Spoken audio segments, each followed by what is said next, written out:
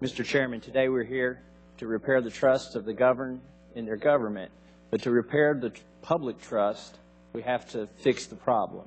And before we can fix the problem, we have to define the scope and the type of problem that we have. Mr. Shulman, how many employees work for the IRS? About over 90,000. So over 90,000 employees work for the IRS. And how many work for Mrs. Lerner? She stated 900 today. I don't know the exact number, but that sounds about right. Now, the behavior of some of those 900 employees has been described by Mr. Wolin today as inexcusable and deplorable. Do you accept responsibility for that behavior of those employees? I've said before that I am incredibly saddened by this event, that it occurred on my watch. I heard that answer before, so I'm asking, do you accept responsibility for their behavior? I don't accept responsibility for putting a name on a list with appropriate. Mr. George, did I hear you refer to some of the behavior as gross mismanagement earlier in your testimony? That is correct, Congressman. And that was at the Cincinnati office? That's correct, sir. Would you have been referring to either or both Mrs. Paz and Mrs. Lerner? I wasn't referring to any individual in particular, but I just want to actually revise what I just said. The gross mismanagement was not limited solely to Cincinnati. It extended to Washington.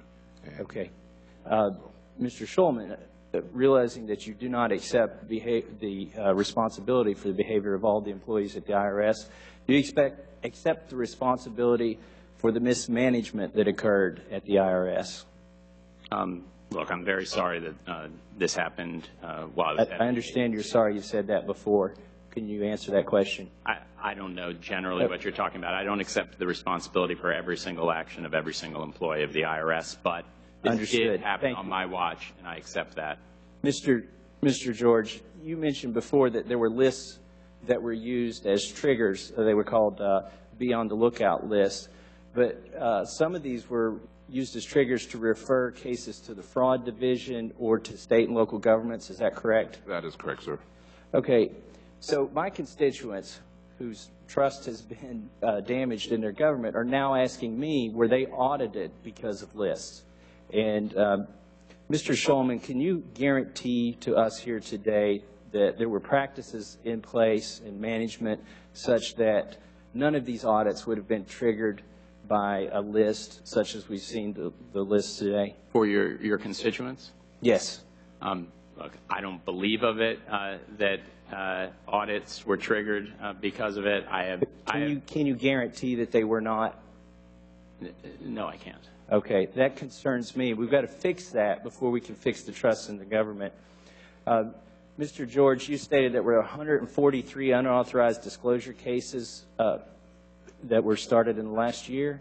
That we looked at last year, yes. And I know you can't comment on the particular cases, but would you expect some of those to be confirmed leaks from the IRS of confidential information? Or in the past, have you ever? Unfortunately, I'm being instructed by counsel that I cannot acknowledge the results of those investigations, Congressman. Okay.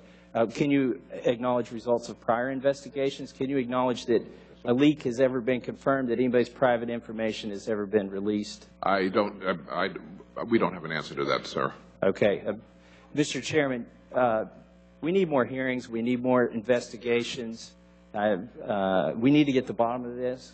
I think people working for the government right now need to be fired for abusing the public trust. But let's not delude ourselves.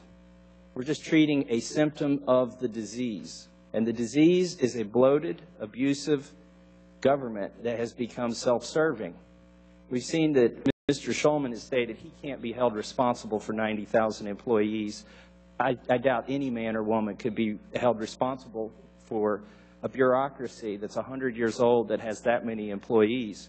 We sit here comfortably on the dais questioning three men here today, but I think Congress created this monster.